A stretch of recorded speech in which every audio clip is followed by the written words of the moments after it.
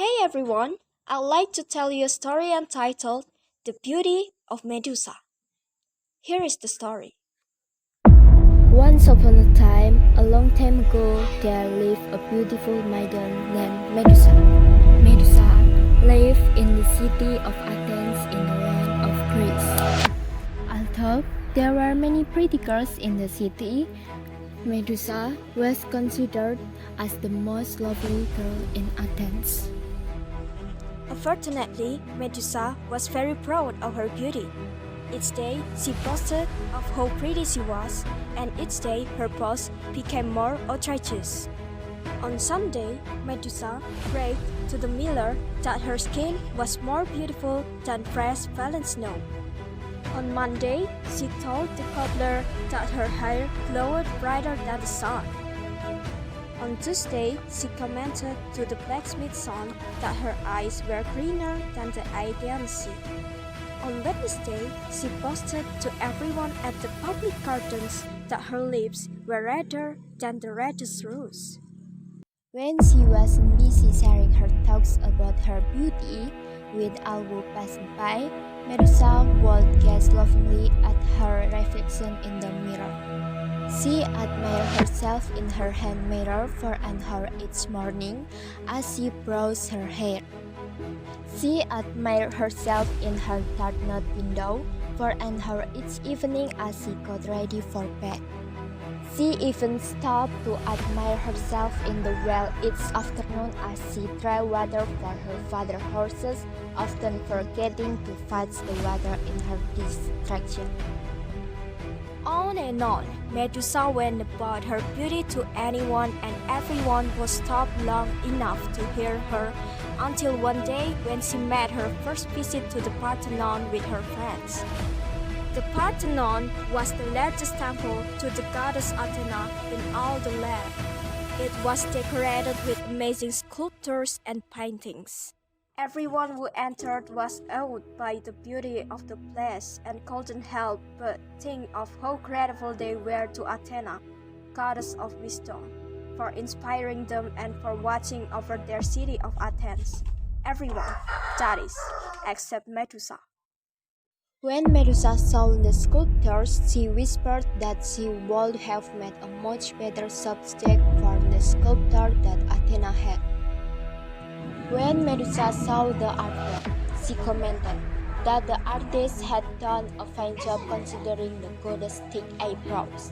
But imagine how much more wonderful the painting would be if it was of someone as delicate as Medusa. And when Medusa reached the altar, she sighed heavily and said, "This is such a beautiful temple. It's such a waste that this beautiful temple is for Athena. It shall be for me. I'm more beautiful than her. Someday, I will build a very magnificent temple that matches with my beauty." Medusa's friends grew pale. The priestesses who overheard Medusa gasped. Whispers ran throughout all the people in the temple who quickly began to leave. Everyone knew that Athena enjoyed watching over the people of Athens and feared what might happen if the goddess had overheard Medusa's remarks. Before long, the temple was empty of everyone except Medusa, who was so busy gazing proudly at her reflection in the large bronze doors that she hadn't noticed the swift departure of everyone else. The image she was gazing at wavered, and suddenly, instead of her own features, it was the face of Athena that Medusa saw reflected back at her. "Vain and foolish girl," Athena said angrily. "you think you are prettier than I am? I doubt it to be true. But even if it were, there is more to life than beauty alone. While others work and play and learn, you do little but boast and admire yourself." Medusa tried to point out that her beauty was an inspiration to those around her, and that she made their lives better by simply looking so lovely. But Athena slighted her with a frustrated wave. "Nonsense!" Athena retorted. "Beauty feeds swiftly in all mortals. It does not comfort the sick, teach the unskilled, or feed the hungry." and by my powers, your loveliness shall thus strip away completely. Your fate shall serve as a reminder to others to control their pride. And with those words, Medusa's face changed to that of a hideous monster. Her hair twisted and thickened into horrible snakes that hissed and fought each other atop her head. Medusa, for your pride this has been done. Your fate is now so terrible to behold that the mere sight of the will turn a man to stone. Proclaimed the goddess. Even you, Medusa, shall you seek your reflection, shall turn her wrath the instant you see your face.